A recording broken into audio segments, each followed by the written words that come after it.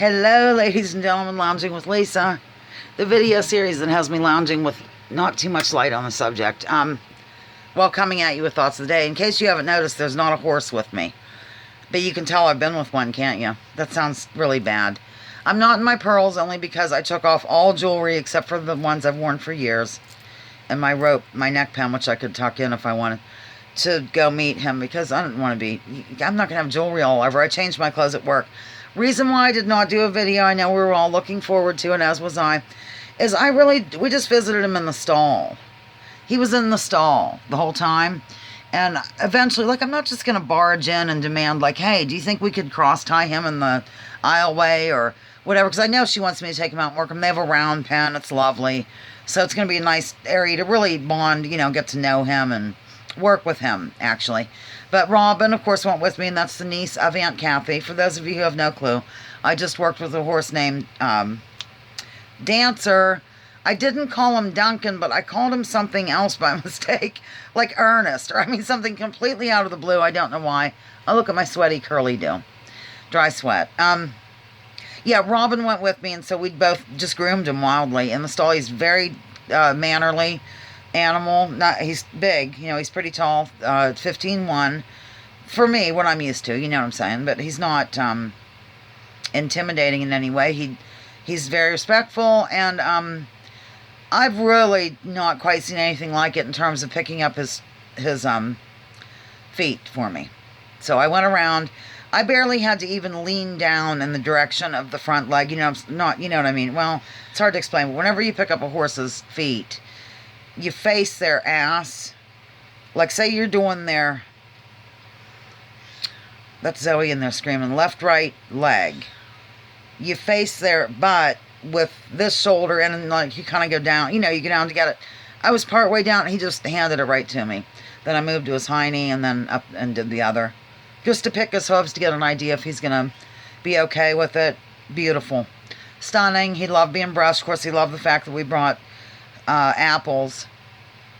And he was just very good. He's wonderful, and I would like the opportunity to do some, you know, I want to, not this meeting, I understand that it would just be the stall, but I really would like to do like the cross tie to really groom him there and be in an area where I'm not confined in a stall with him.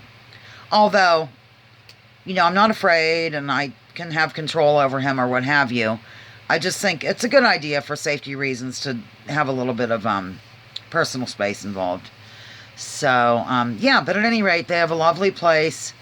They're lovely people. Robin's Aunt Kathy's on oxygen, and I was standing on her hose. I'm not kidding. So Robin's like, you're still moving into the house to meet them and all, and I had to sign a waiver that if anything happens, that they're not responsible, which is a good idea. And if I bring anyone over there, they have to sign it as well. So I'm standing there or whatever, and Robin's like, you're on Aunt Kathy's hose or whatever. I'm like, oh my God, I'm freaking out. She didn't even care. Robin was joking, saying, Aunt Kathy, are you choking? You know, are you going to keel over or whatever? Because Lisa's cutting off your supply. But at any rate, they're lovely people, and her husband is really kind of the salt of the earth. He was never really a horse person, but he got married to Kathy, and he's a horse person, darn it, because she can't really do the chores. That's why I'm doing this. You know, just to be with him, and I need company, and he needs company, and all that jazz. So, yeah, they're nice. The property's nice. Everything's nice. So that was my first experience. Robin took a still photo of us, but it was in there too, and I didn't want to whip out the phone and be in the stall, like with the camera light on the phone, and you don't know, and that could lead to some danger, quite frankly, because it's not a huge stall by any stretch of the imagination, but he was just so in love because of being brushed and spoiled and all that. And he actually called to us when we left. He's pretty lonely, I think. He's the only horse there now. It was a little, like a farmette, I guess you'd call it. And I think she called it Summerhill Morgans, I believe. That was the name of the thing that I signed. Summerhill Morgans, I think that's it.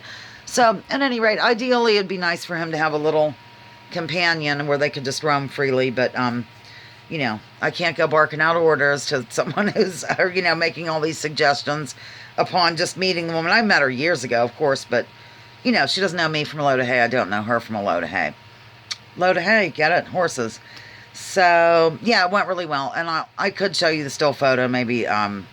Well, but next time I go see him, I'm going to try. I might go Sunday. I told her that I'm not going to be getting there any earlier than like 7:45 at night in the summer because I can't, it's just too hot. He had a fan, one of those huge industrial strength fans. Guess who stood in front of it mainly? Yeah. It was like outside the door of the stall or whatever. And then God, Zoe's like freak. Let me go take care of her. Hang on. I went to look for Zoe and she wasn't where I thought she was. She's here in this room. So, where was I talking about? I gotta remember. Hang on. Fans, 8 o'clock at night, something like that. I think that was it. Yeah, it's just way ridiculous. You know, the heat, the summer is much harder on animals than the winter. So, and on me, I'm an animal. That's what I'm saying here. I mean, it's just unreal. And you know how hot I get anyway. And I wore this and a pair of shorts that are like cargo shorts, I guess. I looked totally like a dork. And I had on these like wool socks and these camouflage boots. I changed at work like a few minutes before I was fixing to leave. And I was out on the street like visiting with the lady next door, Margie, in that delightful outfit. But at any rate, yeah. I won't be doing a lot, and I never would go over in the morning. I'm not going to get up at 5 in the morning for any reason unless it's to give birth, and that would almost be impossible in this day and age. Almost. It would totally be impossible. I don't have the plumbing, ladies and gentlemen. So, yeah. I'll just do evening stuff and not die of heat stroke. So that's it. That was my encounter. I'm sorry I didn't get a video. It just wasn't, you know, it wasn't the right thing to do. It wouldn't have been a very good video. You wouldn't have been able to see him move. No, so I didn't do it. I want you to have a good first impression of our dear sweet dancer. Private dancer for money. All right, I'm done here on Lounging with Lisa. The video series that has me lounging while coming at you with thoughts of the day. Please drop your political identities right now. Let's focus on issues. Leave labels at the door. Research before you judge. Remember, war is a racket. Don't take my word for this. Check out General Smedley Butler and what he had to say. I just remembered something. I'm off all weekend. I have no plans. I'm not going live. So I am finally going to get something done that I've been having to do for Katie for like 2 years. Amy remembers me talking about this with her before I even worked at the store or anything. It's, for some reason we can't imagine. Katie got her father, I'm going to go on after I signed off. She got her father this huge, it's almost like something you'd put like at a grave or a flower memorial or something. I don't know what. And it's like U.S. Navy, the emblem, I believe it is. Like there's a ship and a thing and whatnot and some water, you know. And I look awful. I'm sorry. Don't look at me. Just listen. It weighs, I'm going to say 75 to 100 pounds. So it's on cardboard and it's been underneath my footstool in the living room. I'm going to say 1.5 years because it was first supposed to be done for Father's Day of,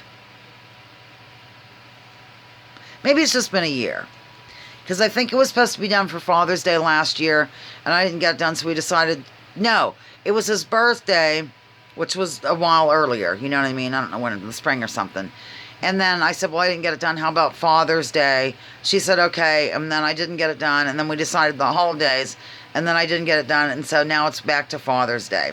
So I'm going to do that. I'm going to finish it. It's going to be done. I'm going to take care of it. I can't live with myself any longer over it. So, okay. I think I'm done talking now. I love you. Thanks for tuning in to this ridiculous video. Bye-bye.